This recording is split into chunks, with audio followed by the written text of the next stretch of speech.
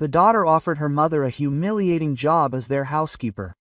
Galina silently accepted the job as a maid, but when Andrei returned home, he heard such things about his wife that he immediately filed for divorce.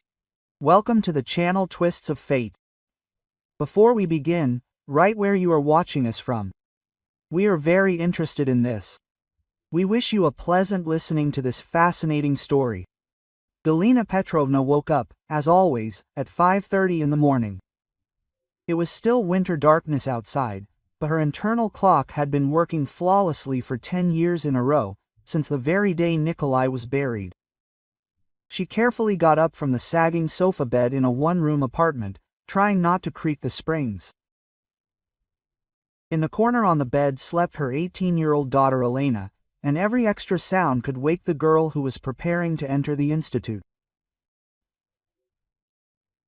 Galina walked quietly in her worn-out house slippers into the tiny kitchen, turned on the old electric kettle, which had been threatening to break for 3 years, and took a sandwich with bologna sausage, cooked the night before, out of the refrigerator. Breakfast was supposed to be quick and quiet. At 7 a.m., they were waiting for her at the Northern Tower Office Center, where she had been working as a cleaner for 5 years. After the death of her husband Nikolai, there were simply no other options for earning money. A heart attack took him away at 45, leaving his wife with a 17-year-old daughter, penniless and with a loan for a one-room apartment, without an education, with a child in her arms. At 42, it was impossible to find a decent job. Galina knocked on the doors of offices, stores, even tried to get a job as a seller at the market, but everywhere they required either experience, or connections, or youth. "Mommy, are you up yet?" Elena's sleepy voice made her freeze with a cup of tea in her hands. The girl was sitting on the edge of the bed. Her tousled dark hair fell over the shoulders of her thin nightgown. "Tisha, my daughter, it's too early. Go to sleep, come on, you have preparatory courses today," Galina answered in a whisper, putting the cup on the windowsill and approaching her daughter. She straightened the tangled blanket and mechanically stroked Elena's head. "Did you forget the money for the courses? The teacher said that if we don't pay today, I won't be allowed to attend classes from tomorrow." Elena looked at her mother with a demanding look, which had begun to appear more and more often lately. Galina nodded silently and went to the dresser, where the last of her money was kept in an old cookie tin. 3,000 rubles. This was the amount for food for the whole week, but her daughter's education was more important. "They'll somehow get by on pasta and cheap sausages, and maybe we'll be able to get an extra shift on the weekend at a private office." "Thank you, Mommy, you're the best." Elena kissed her mother on the cheek and immediately lay back down, covering her head with the blanket. On the crowded bus on the way to work, Galina stood pressed against the window and looked at the awakening city. Other passengers, office workers in formal suits, students with backpacks, young mothers with strollers. They all seemed part of another world. No one paid attention to the tired woman in a simple gray jacket with a bag full of detergents, rubber gloves and rags. But once Galina, too, was part of this world. In her youth, she worked in a studio, knew how to sew beautifully, dreamed of opening her own workshop. After her wedding with Nikolai, she even began a correspondence course to become a designer. But then Elena was born, and all plans had to be postponed. Nikolai worked in construction, earned good money, and they thought that there was still a lot of time ahead. But life decided otherwise. The Northern Tower office building greeted her with the familiar hum of air conditioners and the smell of expensive coffee from the cafe on the ground floor. Uncle Vasya, the security guard, a good-natured grandfather of pre-retirement age, nodded to her from behind the counter. "Good morning, Galina Petrovna. How are you? How is your daughter?" "Thank you, Vasily Ivanovich. Elena is attending preparatory courses. She is going to enter the institute." "Well done, girl. And you should be proud. You are raising your daughter to prominence." Galina smiled and went to the utility room in the basement. She changed into a blue work uniform, put on rubber boots and took the familiar cart with inventory. Ahead of her were 8 hours of cleaning, 30 offices on 12 floors. Floors, windows, bathrooms, taking out the trash, wiping down the furniture. By the end of the shift, her legs were buzzing so much that she just wanted to lie down on the floor and not get up. The first floor is a law office. Young lawyers worked here, arriving at 9 o'clock in the morning in expensive suits with coffee and Starbucks in their hands. They greeted Galina politely. Sometimes they even asked how she was doing, but she read condescension in their eyes. She was part of the interior for them, like a water cooler or office plants. The third floor was occupied by an IT company. Young programmers worked in an informal atmosphere, and Galina often found empty beer bottles, pizza leftovers on the tables, and mugs of dried coffee in their office. They did not notice her at all, continuing to work at their computers, even when she was vacuuming right at their feet. But the hardest thing was not the physical fatigue, but the way some employees of more prestigious companies from the upper floors looked at her. Most simply did not notice her, as if she were invisible. Others winced when she entered the office with a vacuum cleaner during their important negotiations. And some young managers allowed themselves comments that Galina silently swallowed. "Wow! And our cleaning lady is cute," a young manager from the 10th floor once giggled to his colleague when Galina was washing the panoramic windows in their conference room. "Come on, Saryoga, she's an old lady already. And besides, she's a cleaning lady." "Although her figure is still not bad," he answered, without even lowering his voice. Galina pressed her lips together and continued working, pretending not to hear. Behind her back, her cheeks were burning with shame, her hands were shaking with anger, but there was nowhere to go. Elena had to go to college, and for that she needed money for tutoring courses, bribes for admission. All this fell on her mother's shoulders. By lunchtime, her back was already aching from constantly bending over, and her hands were red and swollen from cleaning products, despite the gloves. Galina went down to the hill, took a thermos of tea and a sandwich out of her bag. She sat on a plastic chair among mops and buckets. She heard office workers laughing and talking in the cafe upstairs, ordering business lunches for 1,000 rubles, the amount she earned in a whole day. Galina returned home before dawn at 6:30 p.m. She walked up to the 4th floor because the elevator in their building had not worked for 6 months. She opened the door with a key and saw her daughter sitting at the table with textbooks or talking on the phone with her friends. "Mom, have you forgotten that tomorrow is my birthday, Olya?" "I need to buy a present," Elena greeted her, without even looking up from her phone. "What gift, daughter?" "Well, I don't know, something decent. It's awkward to come empty-handed. All the girls give something expensive. We're out of money, Lenachka. Maybe we should bake a cake? Remember how we used to bake?" "Mom, what are you saying? Giving a homemade cake at 18. What will people think?" Quote. Elena looked at her mother with an expression as if she had suggested something indecent. And Galina went to the stash, took out the last 500 rubles she had put aside for medicine for her back pain. Elena kissed her on the cheek, ran off to call her friend with the good news, and her mother was left alone with an empty wallet and aching joints. So the days, months, years passed. Galina worked more and more, took on extra shifts in private offices on weekends, cleaned the apartments of acquaintances for little money. Her hands became more and more red and rough from constant contact with chemicals. Her back hurt so much that she couldn't find a comfortable position at night, but she continued.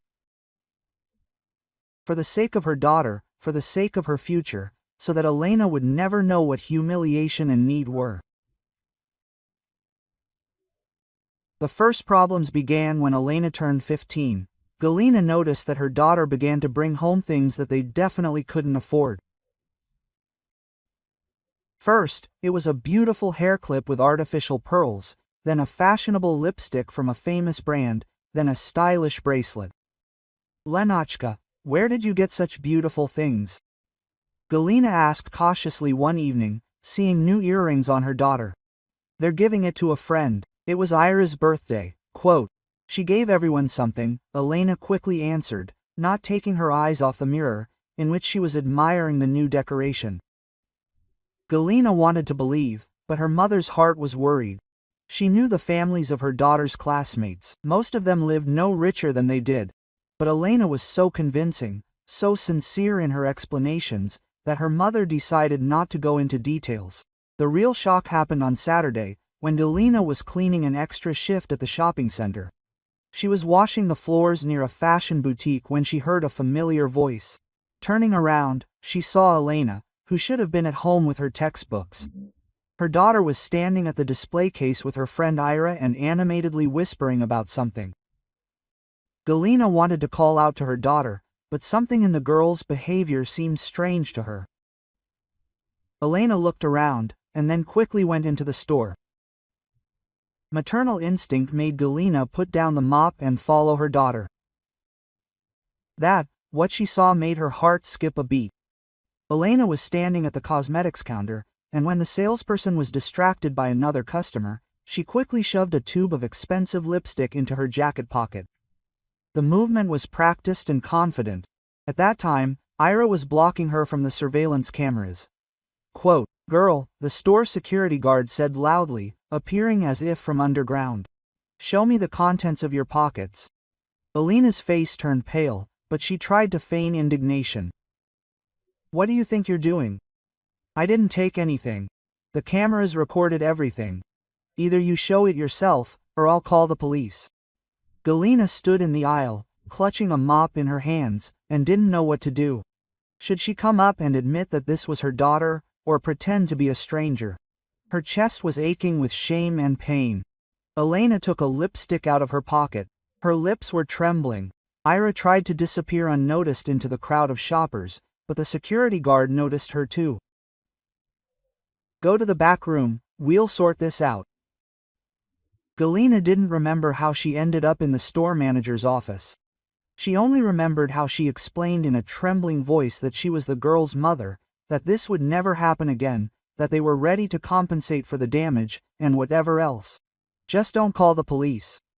Listen, this isn't your daughter's first time here. Noticed. The cameras had recorded her before, but we couldn't catch her red-handed," a middle-aged man in an expensive suit said sternly. "This is already a system. We are obliged to contact the police. Please, I beg you. She's just a teenager, still stupid. I'll work off the damages for as long as you say." Galina was kneeling in front of the table, tears streaming down her cheeks. Elena was sitting on a chair, staring at the floor, and was silent. The manager looked at this picture, a crying mother in a cleaning lady's uniform and a stubbornly silent teenage girl. Finally, he sighed. "Okay. But if we repeat ourselves, no concessions. The damages amount to 8,000 rubles. The cost of all the stolen goods. 8,000. That was Galina's salary for a month and a half. But there was no choice. Quote, "I'll clean your store for free on weekends until I work it off," she said quietly. At home, they were silent. Elena hid in the corner behind the closet, and Galina sat in the kitchen and tried to calculate where else she could save money. 2 weekends a month will now be taken up with additional work. That means no rest, no respite. "Mom, forgive me," Elena said quietly late at night, approaching her mother. "I won't do it again." "Lenachka, why did you do it? After all, I'm trying to give you everything I can. I wanted to be like everyone else. The girls in the class have everything, but I don't." Elena sobbed. "I'm ashamed to admit that we're poor." Galina hugged her daughter and stroked her head. "We're not poor, we just live modestly. But you can't steal, you understand? It's shameful and painful." Elena nodded, promised to improve, and Galina believed her. But a month later, the story repeated itself in another store. This time, Elena stole an expensive face cream, again tears, again humiliation, again debts to strangers. "Your daughter needs psychological help," said the female manager when Galina stood in front of the table for the third time in 6 months and begged not to call the police. "This is kleptomania, a disease." Quote, "But we don't have money for doctors," Galina admitted. Then keep her at home under supervision. One more incident, and we will definitely contact the guardianship authorities. Each incident took away not only money from Galina, but also her last strength. She now worked almost without days off.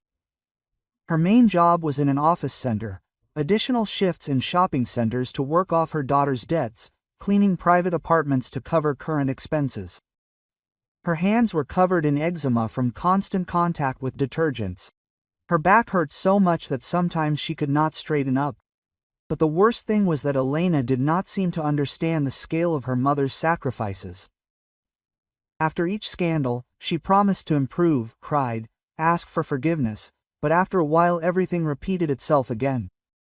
Either earrings from a jewelry store, or perfume from a perfumery, or a fashionable handbag. She just can't stop, Galina explained to her neighbor Aunt Valia, when she asked why Galina had become so thin and exhausted. Doctors say it's a disease, but there is nowhere and nothing to treat it with. Maybe, should I be stricter with her? A belt on the butt? I can't beat her. She's growing up without a father. It's hard enough for her. In fact, Galina was afraid to admit even to herself that her daughter was growing up selfish and irresponsible. She justified Elena by her difficult teenage years, the absence of a father, the family's poverty, but deep down she understood that something was wrong. When Elena entered college, the thefts stopped. Galina sighed with relief, thinking that her daughter had finally grown up. But in fact, Elena had simply learned to be more careful. Now she borrowed money from classmates and didn't return it, forgot her wallets under her arm at home, and found other ways to get what she wanted. And Galina continued to work herself to the point of exhaustion, giving her daughter the last of her strength and health. She didn't tell anyone about Elena's problems, creating for her a reputation as a good girl from a decent family. In front of neighbors, teachers, and acquaintances, Elena was always an exemplary daughter who studied well and helped mother. Quote, "What a wonderful daughter you have," people told Galina. She raised her alone, but what a smart girl she grew up to be, and Galina kept silent, keeping her daughter's secrets like the most terrible secrets.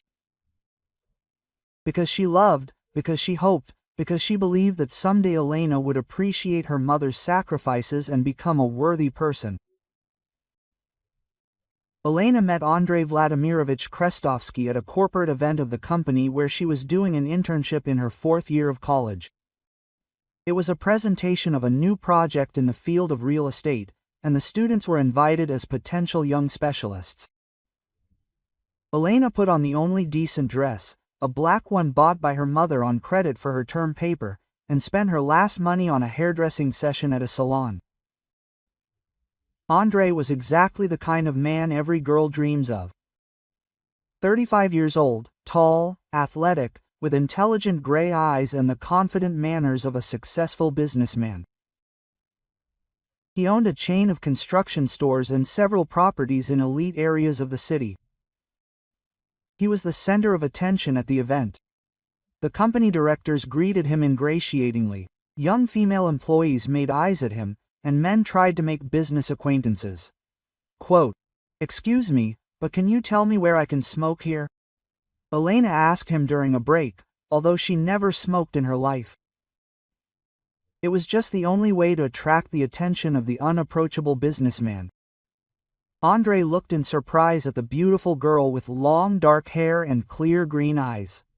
Quote, "You can smoke on the terrace, but you don't smoke," he smiled. "Can you tell by looking at you?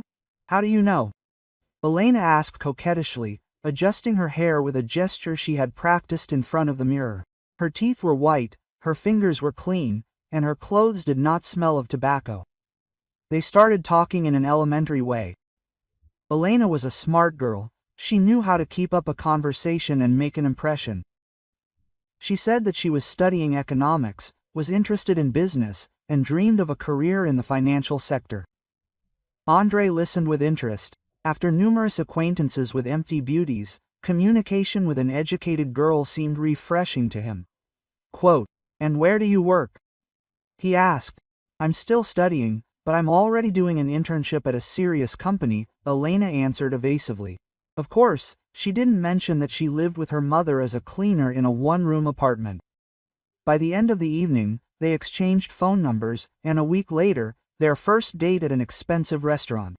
Elena was afraid that she would give herself away by not knowing etiquette or not knowing how to use complex devices, but she coped with it with dignity.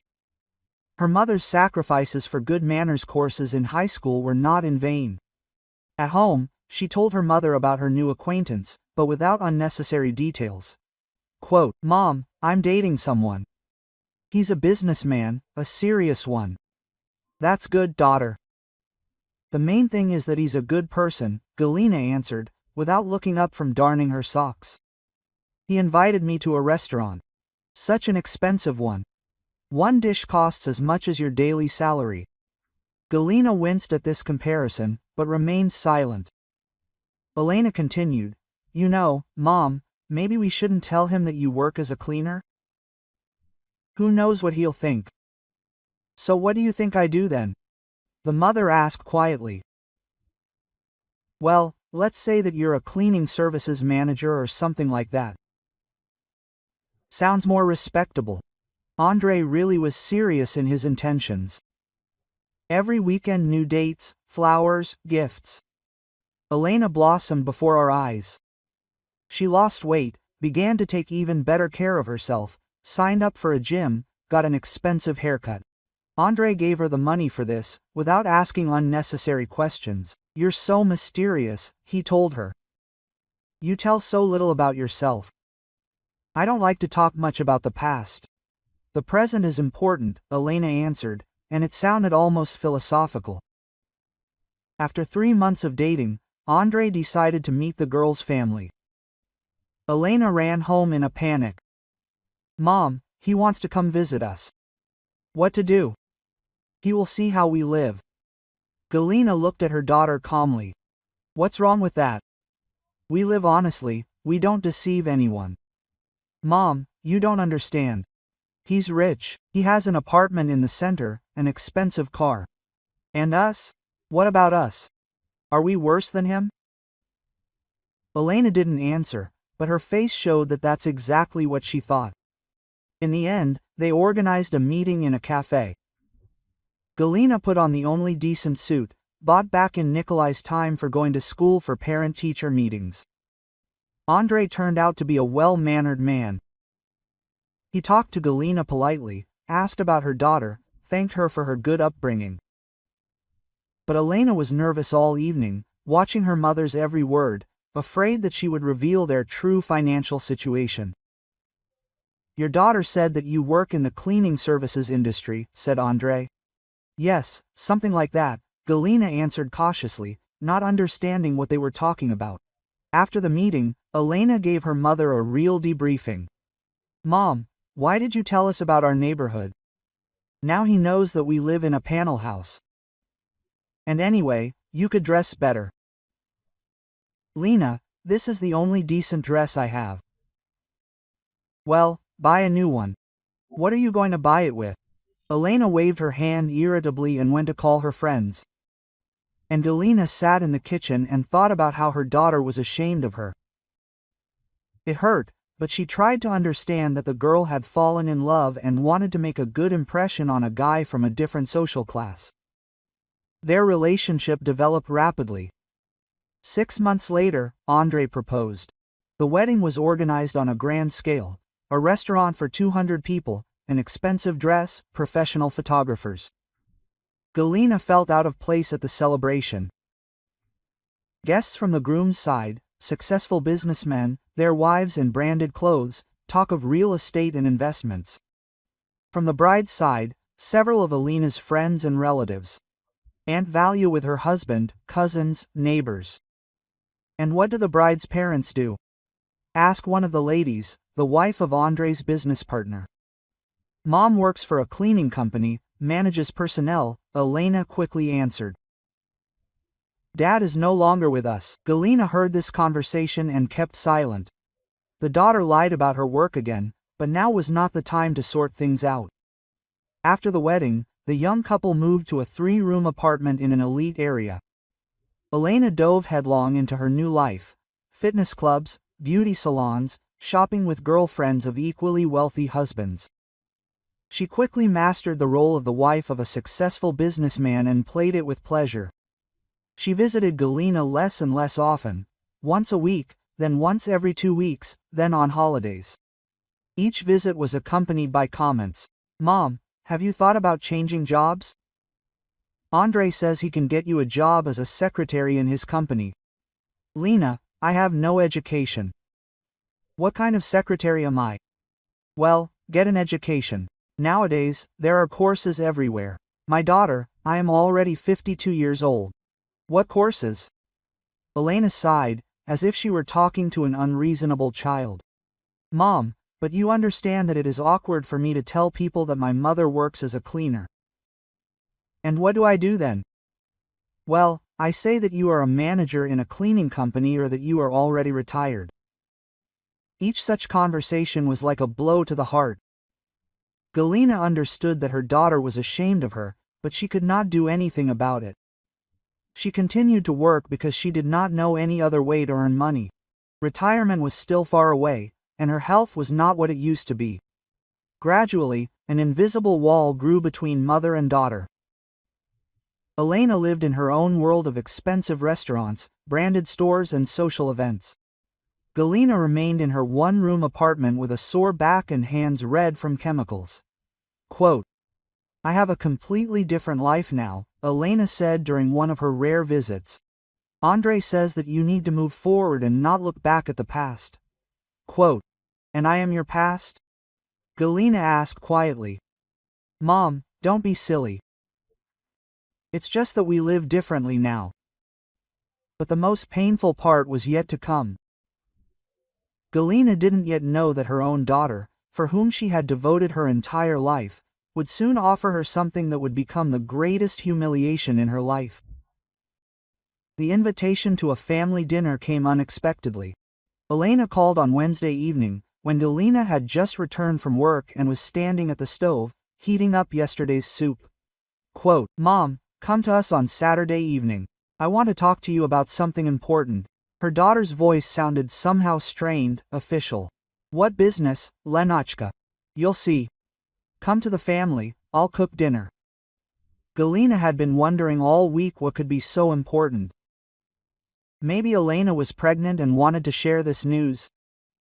Or they had some financial problems and needed help, although what kind of help could there be from a cleaning lady with a salary of 20,000 rubles? On Saturday, she put on the same suit she had bought for her first meeting with Andre. She carefully did her hair and even bought a bouquet of chrysanthemums for her daughter on the way. Taking the elevator up to the apartment on the 12th floor, Galina was nervous. She always felt out of place in this building. Too expensive, too beautiful, too not for people like her. Elena opened the door in a beautiful house dress that fit her perfectly. Over the year, for her courage, she had become even more beautiful. Professional cosmetologists, expensive cosmetics and the absence of financial worries did their job. "Mommy, come in, come in." Elena kissed her mother on the cheek and took the bouquet. Quote, "What beautiful flowers." "And where is Andre?"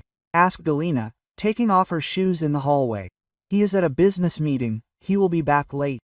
We'll have a heart-to-heart talk ourselves." The apartment always amazed Galina with its luxury. A huge living room with panoramic windows, designer furniture, paintings on the walls that probably cost as much as her annual salary. On the coffee table lay glossy magazines about real estate and lifestyle, and in the corner stood a piano that no one played, but which created the right atmosphere. They sat down at the dining table, set like in a restaurant. Galina always felt at a loss in front of so many utensils and glasses, but tried not to show her embarrassment. Elena served baked fish with vegetables, opened a bottle of white wine and poured it into glasses. Quote, "How are things at work, Mom?" asked her daughter. But the question sounded routine, like a polite formality. "Yes, everything is as usual. I clean, I work. My health is failing, my back has really started to hurt." "Have you seen a doctor?" "Where would I be? There are queues. I need money for tests. I apply ointments myself." Elena nodded, But Galina saw that her daughter was not listening to her. There was some nervousness in her, a desire to quickly get to the main thing. Quote, "Mom, have you thought about changing jobs?" Elena suddenly asked, putting down her fork. "Lena, we've already discussed this. Where would I be at my age without an education? But by the way, this is what I wanted to talk about." Elena poured herself some more wine, although she had not yet finished the first glass. Quote, "I have a proposal." Galina became wary. Her daughter's tone was strange, as if she had rehearsed these words. "You see, Mom, our housekeeper Lyudmila Ivanovna decided to go to our daughter. The apartment is big, there is a lot of cleaning, we have to cook when we have guests. And I thought." Elena paused, gathering her courage. "What were you thinking about, daughter? What if you become our housekeeper?" Elena said quickly, not looking her mother in the eye. "The salary will be good, 40,000 a month. That's twice as much as you get now." Galina felt the ground slipping out from under her feet. Her daughter offers her to become a maid. "The work in their house is not difficult," Elena continued, still avoiding her mother's gaze. "Keeping things clean, cooking sometimes when we are busy. You have experience, you are neat. And the salary is regular, stable. Official employment, vacation, sick leave," Elena added, as if she was reading a memorized text. "For a woman your age, these are not bad conditions." Galina sat silently, feeling her cheeks burning with shame. The daughter, for whom she devoted her whole life, offers her to become a servant in their house. Not just change jobs, become their housekeeper, their subordinate. Quote, I don't understand," she finally said in a trembling voice. "You want me to be your maid? Mom, why are you taking it so seriously?" Elena finally looked up. "It's just a job. A good, well-paid job. You clean anyway. It's better to clean for your family for decent money." "Family?" Galina asked again. "So I'll be your family when I wash the floors in your apartment." "Mom, we treat you with respect. We're just offering mutually beneficial cooperation." Mutually beneficial cooperation. Galina had never heard of the relationship between a mother and daughter being called that. "Lena, do you understand what you're offering?" Galina asked quietly. "I'm your mother. I gave birth to you, raised you, gave you my whole life. And you want me to be your housekeeper? Mom, what does that have to do with it?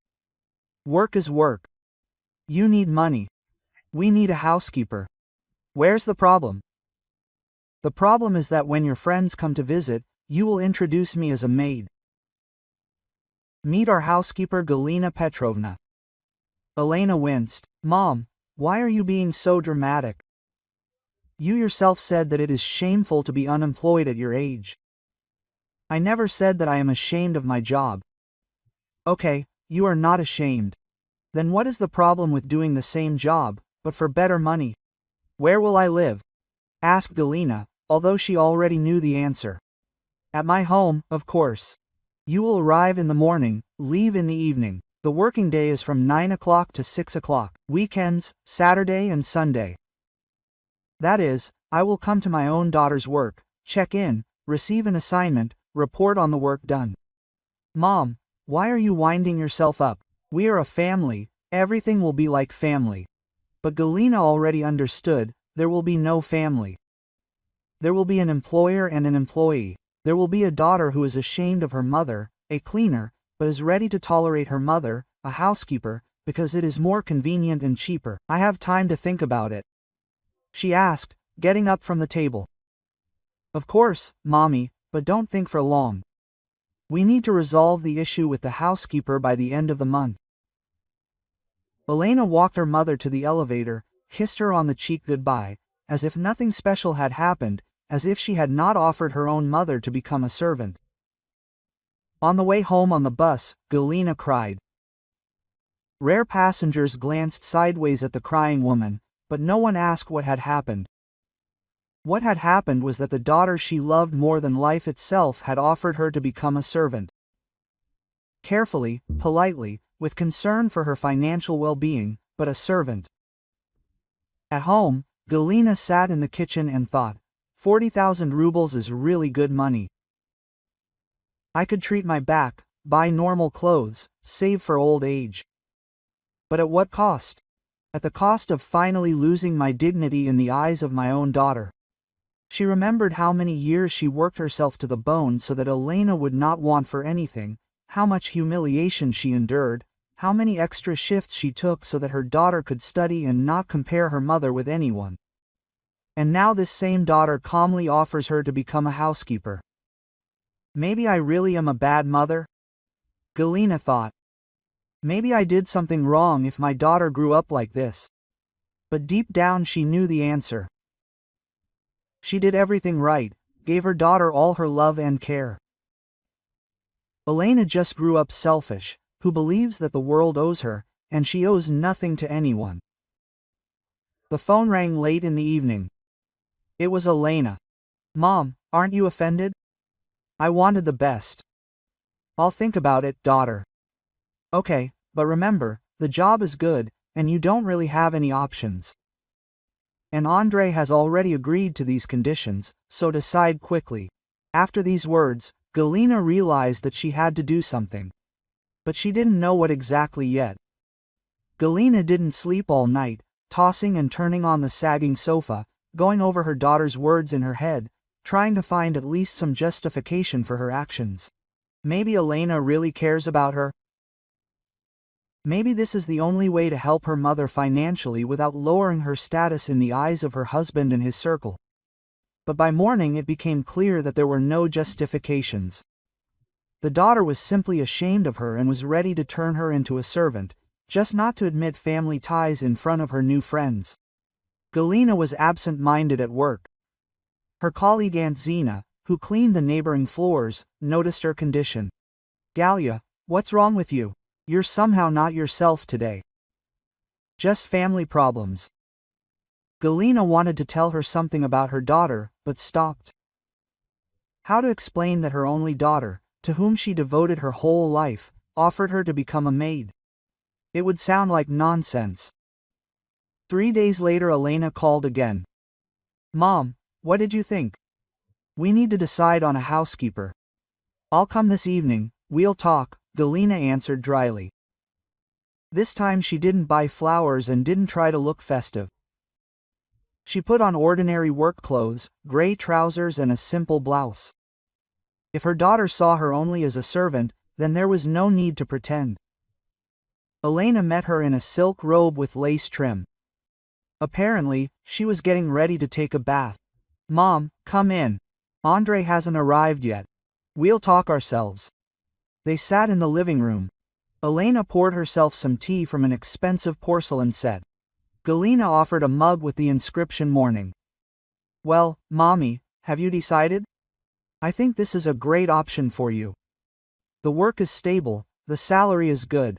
Quote, Lena, do you remember how you stole from stores as a child? Galina asked unexpectedly.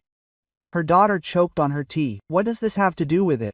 Mom, it was a long time ago. I was a teenager. Remember how I covered for you in front of the security guards? How I humiliated myself, knelt down, begged them not to call the police. Quote, Mom, why are you remembering this? Elena nervously put her cup down on the saucer. It was the stupidity of youth. Quote, do you remember how I worked off your debts? I cleaned stores on weekends for free, just so you wouldn't get jailed. Mom, stop. Why are you saying this? But Galina could no longer stop. The words she had been keeping inside for years finally burst out. Remember how you stole earrings from a jewelry store? Expensive ones with stones.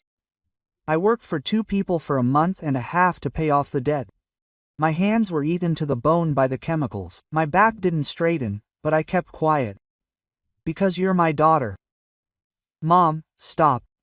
It's all in the past. And then you stole the lipstick. Then the expensive cream, then the fashionable handbag. Each time I covered for you, worked for you, humiliated myself. And you promised, I won't do it again, Mommy, forgive me, I'll improve. Elena stood up and started pacing nervously around the room. So what? All children make mistakes. Why are you remembering this? Do you remember how I lied to everyone about you? To neighbors, teachers, acquaintances. I told you how good you were, obedient, how well you studied, and I worked 3 shifts so that you would have everything like other children. I didn't ask you to do this.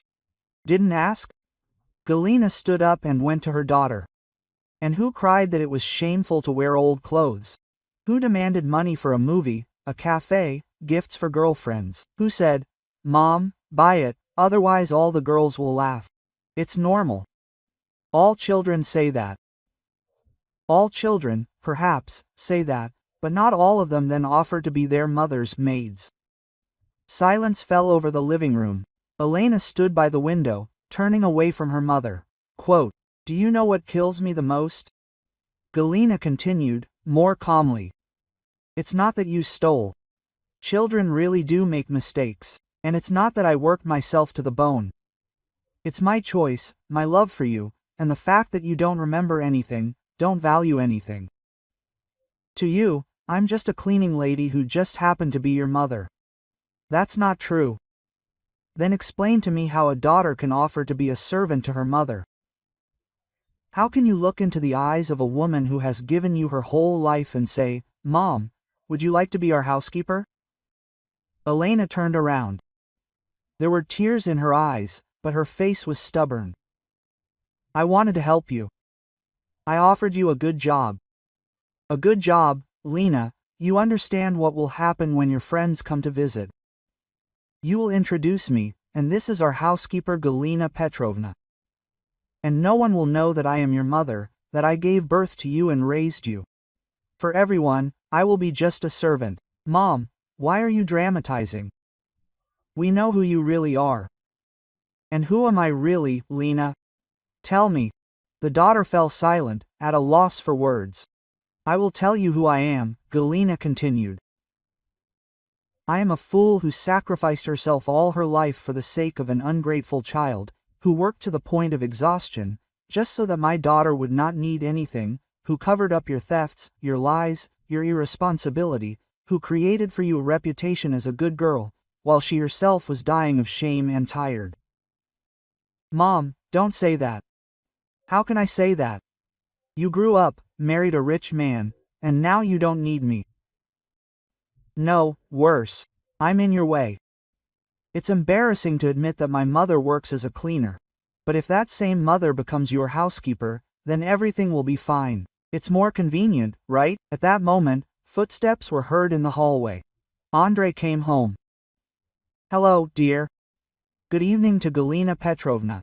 He entered the living room and immediately realized that he was in the middle of a serious conversation. Elena was standing by the window with red eyes, and Galina was sitting on the sofa with a stone face. Quote, we are discussing Mom's employment, Elena smiled tensely. Galina looked at her son-in-law, then at her daughter. Andrei Vladimirovich, do you know what your wife was like as a child? Mom, quote. Elena cut her off abruptly. I know she was a good girl. Elena told me, Andrei answered, looking at the women in surprise. A good girl, Galina repeated and smiled bitterly. Do you know that your good girl has been stealing from stores since she was 15? That I worked off her debts with extra shifts? That she covered for me in front of everyone, creating a clean reputation for her? Mom, shut up immediately, Elena screamed. But Galina continued, you know that she never appreciated my sacrifices, that she was always ashamed of my work, and now she's even asking me to become your servant. Andrei stood in the middle of the room, looking from his wife to his mother-in-law. His face showed confusion and growing understanding. Elena, what is she talking about? He asked quietly. Nothing.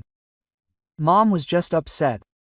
Mom, let's go to the kitchen, calm down. But Galina was no longer going to remain silent. Ask your wife about the jewelry store in the Europa shopping center, about the earrings with cubic zirconia, or about the perfume store. They still remember my photo there. The woman, on her knees, begged not to put her daughter, a thief, in jail. Mom, Have you gone crazy? Elena was whiter than chalk. Andre slowly sank into a chair. Elena, is this true? Andre, don't listen to her. It was all a long time ago. I was a child. A child at 15, at 16, at 17. Galina did not calm down. Every month a new theft, every month a new shame. And I covered for you, protected you, lied for you. And what did I get in return? An offer to become a maid in my own daughter's house. Andre was silent, digesting what he had heard. His face turned to stone before our eyes. Quote, Galina Petrovna, go home, he finally said quietly. My wife and I need to talk. Elena was rushing around the room like a cornered animal. Andre, this is all untrue. Mom is just angry that we offered her a job. But it was clear from her husband's face that he no longer believed anything. Galina stood up, took her bag and headed for the exit. Lena turned around at the threshold. I loved you very much, but love should not be blind. I realized this too late. Quote, Andre followed Galina to the elevator with his eyes, and then returned to the living room. Elena stood by the window, hugging herself and looking into the darkness. Such silence hung in the apartment that you could hear the ticking of the expensive Swiss watch on the mantelpiece. Elena, turn around. We need to talk, Andre said, sitting down in the armchair opposite the sofa. What should we talk about? Mom told you some fairy tales from my childhood. It was so long ago. Elena turned around. There was an attempt at nonchalance in her voice, but her hands were shaking. Fairy tales? What I just heard was a fairy tale. Andre, think about it. What difference does it make what happened when I was 15? All teenagers do stupid things. Andre was silent, carefully studying his wife's face. Over the 2 years of their acquaintance, he had learned to read her micro-expressions. Now Elena was lying, it was obvious. Quote, sit down, he said calmly, pointing to the sofa. Let's talk like adults. Elena hesitantly sat down on the edge of the sofa, ready to jump up at any moment. So you shoplifted? It happened. It was a long time ago. I was a fool, I didn't understand. Often. What do you mean often? A few times, maybe. Elena, I'm asking for the last time. Did you steal often? Her husband's tone was the same as when he spoke to suppliers who were trying to deceive him. Elena felt that it was useless to lie any longer. Well, yes, it happened. But that was childish pranks. Childish pranks at 17, and did your mother really work off your debts? She decided so herself. I didn't ask her. Didn't ask? Andre stood up and started pacing around the room. So you calmly allowed your mother to humiliate herself because of your crushes? Andre, why are you reacting so sharply? That's the past. The past? What about the present? Explain to me how you can offer your own mother to become a housekeeper. But it's a good job. The salary is higher, the conditions are better. Andre stopped and looked at his wife as if he saw her for the first time. Elena, do you hear what you're saying? You're offering your mother our home. So what's wrong with that? It's just a job. What are you going to tell your guests? Let me introduce you to our housekeeper. And everyone will think she's just a hired woman, not your mother. Elena was silent for a moment, and then quietly said, what if that's the case? I'm really embarrassed to tell people that my mother works as a cleaner. These words struck Andre like lightning. He stopped in the middle of the room and stared at his wife. Repeat what you said. I told the truth. I'm ashamed of her job. All my friends' mothers are normal. Some are doctors, some are teachers, some are in business. But my mother is a cleaner. Do you understand what that looks like? What does it look like? Andre asked again, and a metallic note appeared in his voice. Do you know what a woman looks like who is ashamed of her mother, who gave her her entire life? Andre, don't start lecturing me. I have the right to feel what I feel. You have. But I also have the right to know who I married. Elena jumped up from the couch. Who I married. What do you mean by that? I want to say that I married a lie. You told me that your mother works as a manager in a cleaning company. You said that you had a normal childhood, that you were always a good girl, and it turns out you were a thief covered up by your cleaning lady mother. So what? What difference does it make what she does for a living? The difference is not what she does for a living. The difference is that you lied to me and continue to lie. And most importantly, you are an ungrateful egoist who is ready to humiliate her own mother in order to preserve her image. Elena turned pale. How dare you talk to me like that? And how dare you treat your mother like that? She is my mother, and I decide what to do with her. Your mother, who devoted her entire life to you, who worked herself to the bone so that you could study, who covered up your thefts, humiliated herself in front of strangers just so that you wouldn't get jailed. And you are asking her to become a servant. Stop yelling at me. I am not yelling. I am trying to understand how one can be so heartless. Andrei sat back in his chair and covered his eyes with his hands. In 2 years of marriage, he had never seen his wife in such a light. Beautiful, the smart, charming Elena turned out to be a cruel egoist. Do you know what amazes me most of all? He said without opening his eyes. It's not that you stole as a child. People change. That's true. And it's not that you lied to me about the past. Many are ashamed of their origins. What amazes me is that you still don't understand anything. Your mother just left here in tears, and you only think about yourself. What else should I think about? About the fact that you hurt the person who loves you more than life itself. Mom will forgive me. She always forgives. Andrei opened his eyes and looked at his wife with disgust. That's exactly the problem. You're used to your mother forgiving everything, putting up with everything, covering for everything, and you think it will always be like this? And that it won't be like this, I don't know. But I know for sure that I will not live with a woman who is capable of such cruelty to her own mother. Elena froze. What do you want to say? I want to say that I'm filing for divorce. Are you crazy? Because of some stupid argument with your mother. This is not a stupid argument. This is an indicator of your character. If you are capable of doing this to your mother, then what will you do to me when you get tired of me, or to our children if they disappoint you? Elena sat down on the couch and grabbed her head. Andrei, you can't be serious. We are a family. What family? You don't even consider your own mother a family. But I love you. Do you love my apartment, my car, my bank account? Tell me honestly, if I went bankrupt tomorrow, would you stay with me? Elena didn't answer, and that was enough. You see, Andrei smiled bitterly.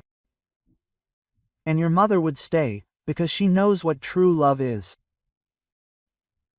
Unlike you, Andrei, wait, let's discuss everything calmly. I can change.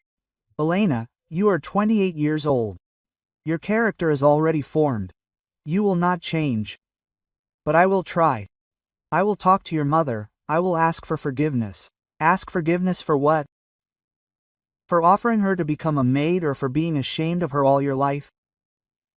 For everything. I will ask forgiveness for everything. Andrei stood up and headed towards the exit of the living room. Where are you going? To pack your things. Today I will move to a hotel. Andrei, don't do anything stupid. We can fix everything. He stopped at the door. You know, Elena, there are things that cannot be fixed. You cannot fix callousness of the soul, you cannot fix ingratitude. And you cannot fix the fact that you hurt the woman who gave you her entire life. But you said that you loved me. I loved the Elena you showed me, kind, noble, well-mannered. And today I saw the real you, and I don't like what I saw. Andrei went into the bedroom to pack his things, and Elena was left alone in the living room. For the first time in her life, she understood that her actions could have serious consequences, that not everything could be fixed with tears and apologies, that people could leave forever. But even now she was not thinking about her mother, whom she had humiliated, but about herself. About how to explain the divorce to her friends, about where she would live, about how much money she would get when dividing the property. She still did not understand the main thing, that she had lost not only her husband, but also her last chance to become a person. Galina was riding on a night bus and looking out the window at the city lights floating by. In her bag were the dismissal documents that she had submitted the day after the scandal with her daughter. She could no longer stay in this place, where every day reminded her of broken hopes. Aunt Valia met her at the bus station of a small regional center with hugs and tears. Nikolai's sister was 5 years older than Galina. She had lived her whole life in the village, raised 3 children and had long been a widow. Goleka, my dear, had finally arrived. Quote, "The house is empty, it's boring to be alone," she said, leading her sister to the old bus that took her to the village. The village of Sosnovka greeted her with silence and the smell of fresh hay. Aunt Valia's house, a solid wooden one, with carved door frames and a large vegetable garden, seemed like a fairy tale to Galina after the one-room apartment in the city. Make yourself at home. The room is free. A helper is needed in the vegetable garden. Aunt Valia was busy preparing dinner. The first weeks Galina came to her senses, woke up without an alarm clock, drank tea on the veranda, listening to the birds singing, worked in the vegetable garden. Her hands, eaten away by chemicals, gradually healed. Her back, freed from heavy buckets and vacuum cleaners, stopped hurting at night. Quote, "Do you remember how to sew well?" Aunt Valia asked one day, sorting out an old chest. "I need to sew a dress for my granddaughter's graduation, and they are asking a lot in the city." Galina picked up the fabric and realized that her hands remembered.